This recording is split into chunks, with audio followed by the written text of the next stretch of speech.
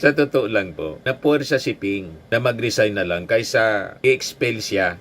May numero na yon kung sino sa mga senador ang susuporta sa kanya at sino yung hindi. At ang nag-trigger noon mga kababayan, bakit siya pre-nation na mag-resign na lang or else ang tatamaan si Tito Sen. Sakripisya lang po ito si Ping Lacson sa madaling sabi. Pag hindi mo anyang pinag-resign, patian niya kami sa majority, alin ang pipiliin ninyo? Mag-resign na lang si Ping, maintain ni Tito Sen ang kanyang Senate presidency, o damay-damay na. Babaliktad kami lahat kasi lahat kami dinadamay ni Ping Lacson.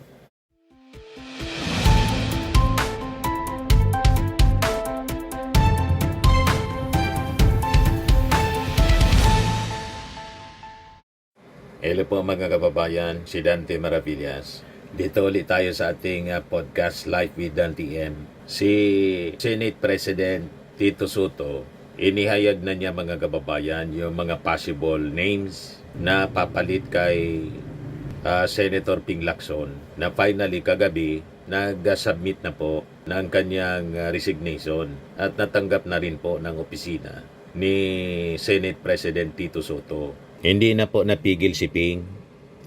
So sabi dito sa balita, Soto bears possible new chairperson of Senate Blue Ribbon Committee. So ito yung mga pangalan na pwedeng pumalit kay Ping Lacson. Una si JBR Sito, si Rafi Tulfo, si Risa Ontiveros, si Kiko Pangilinan, si Pia Cayetano.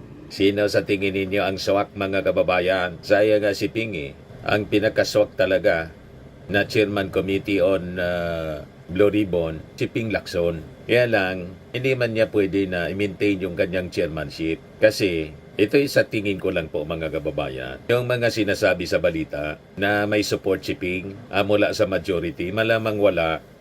Hindi man yun po magre-resign kung may support siya sa majority. Kasi, pati yung mga senador sa majority, sabit. Sa totoo lang po, napuwersa si Ping na mag-resign na lang kaysa i-expel siya. May numero na yon kung sino sa mga senador ang susuporta sa kanya at sino yung hindi. At ang nag-trigger noon mga kababayan, bakit siya pre-nation na mag-resign na lang or else ang tatamaan si Tito Sen.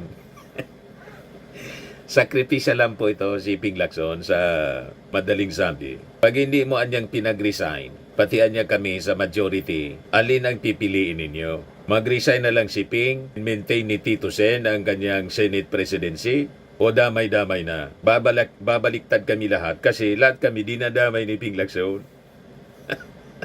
At malamang ginausap na lang. Nag-uusap na lang yung dalawa. May mga bagay na pinag-usapan sila na hindi naman siyempre by admission ni Tito Sen. Hindi naman siyempre sinabi pa sa interview sa media. So nag-usap na lang yung dalawa, si Tito Sen at si Ping Lacson. Mas mabuti pa niya, siguro mag-sacrifice na lang ako, Senate President Tito Soto. Kaysa naman dalawa tayo. Wala na ako as Senate Blue Ribbon Committee Chairman, wala ka pa as Senate President. Kasi po, hindi papayag itong mga senador na lahat sila makulong.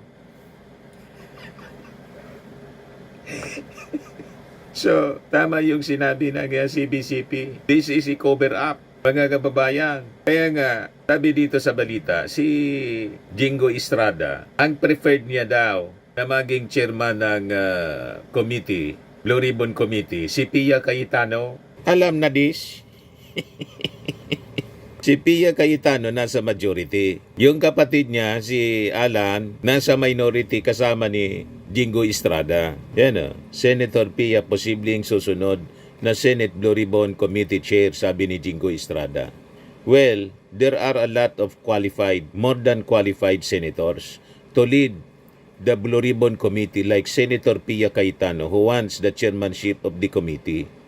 Payag ni Senator Jingo Estrada. Madaling sabi, kasi siya po sabit. Nauna na siyang sinabit ni Bryce Hernandez. Nag-file nga po kanina ng perjury case. Yan Sabi dito sa balita, Senator Jingo ay nag-aina ng perjury versus Bryce Hernandez. First District Assistant Engineer, dating First District Assistant Engineer Bryce Hernandez, ngayong Martes sa Office of the Prosecutor Quezon City. Matatanda ang isa si Estrada sa dalawang senador na dinawit ni Hernandez sa flood control scam. Itinanggi naman ito ng senador at tiniyak na pananagutin niya ang dating DPWH official hinggil sa mga akusasyon nito laban sa kanya. May kasabihan tayo mga kababayan, the best defense is good offense. Iyan kung good ang kanyang offense, ikong bad. Di ba? Bad offense. Pag bad offense po, sasabog yan sa kanyang pagmumukha.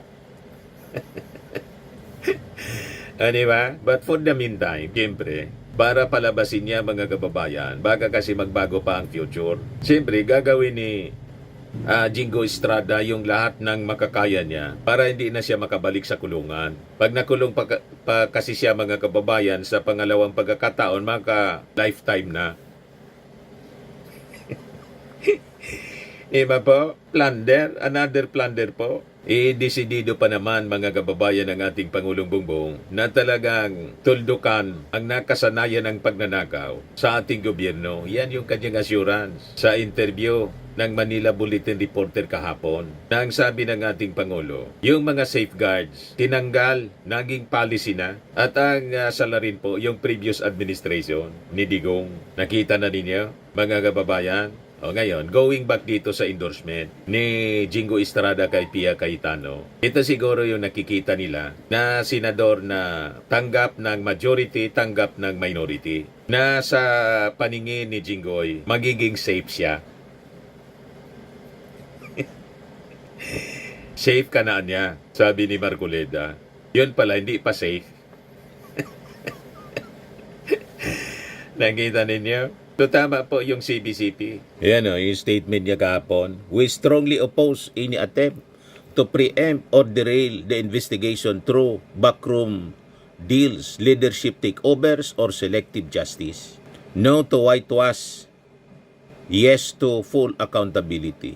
Only through truth can our nation begin to rebuild trust and ensure that flood control no longer becomes another flood of corruption.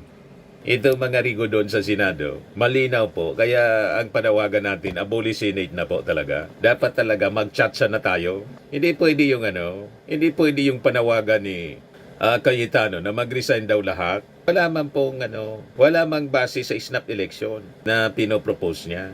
There will be chaos. That is not in the Constitution ng snap election. Kung mag-chatsa siguro, gusto niyang baguhin, lang kontraman din kayo sa chatsa.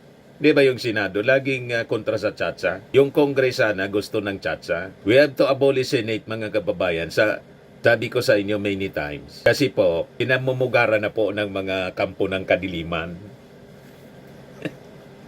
Kayo man lang po, sinira ninyo ang Senado. And this time gusto ninyong i-cover up ang mga kasalanan na inyong nagawa ng mga members ng Senado. Kaya pre-measure ninyo si Ping Lacson na mag-resign bilang chairman ng Senate Blue Ribbon Committee. At ang gusto ninyong ipalit, itong si Jinggoy, si Pia Cayetano. So ano yung ibig sabihin nun? Para maging malambot sa kanila. Yung mga sabit po. Kasi pati si Pia yata kasama sa insertions. O diba? Yan Pero kulang ito, hindi sinama ni Katoning yung mga kalyado nila. Kalyado niya. Wala dito si Chis Escudero. Kasama si Pia Cayetano. 4 billion. Si JB Ercito. Si Rafi Tulfo. Si Risa Ontiveros. Ang wala si Kiko. So pwede si Kiko. Pero kung si Pia Cayetano, si JB Ercito, si Rafi Tulfo, pati si Risa Ontiveros, magtatakipan sila niyan kasi kasama sila sa lista sa insertions. So ang malinis ang pangalan po si Ping Lacson, si Kiko Pangilinan. Pwede pa na maging chairman ng Senate Blue Ribbon Committee. Pero kung si Pia, ini-endorse ni ini-endorse ni Jinggoy, malamang yun ang mangyari, takipan. Huwag kami. Yung mga reactions ng mga netizens. Sabi ni Carlito Cardenas, ini-endorse mo si Pia Cayetano dahil bilang chair ng SRBC dahil kapanalig mo, di ba? Obviously. Sabi ni Romeo Alcover, wala na, lusot na ang mga kaalyado. Yun talaga mangyayari. Kaya tama itong sinabi ni Jerry Kakanindin, isang political commentator vlogger. Senator Ping Lacson resigning as Blue Ribbon Committee Chair is an indication that the Senate is deeply corrupt. At pag si Pia Cayetano ang pinili nila na maging kapalit, ang ibig sabihin niyan, cover up. Malinaw na cover up. Whitewashing and cover up. Ang nag-endorse po, sabit, si Jinggoy. O, diba? At siya, kasama si Pia sa lista ng mga senador na kasama sa insertions. Alangan man ipahamak niya yung sarili niya. Di ba po mga kababayan? Ayan man lang po ang ating short video ngayon. Atid sa inyo nitong napakagandang product natin. I am Worldwide Amazing Pure Organic Barley Powdered Drink Mix from Australia. Kung gusto niyo mag-try nito, mag-message na lang po kayo sa akin. Lagi nating tatandaan sa buhay, you become what you believe.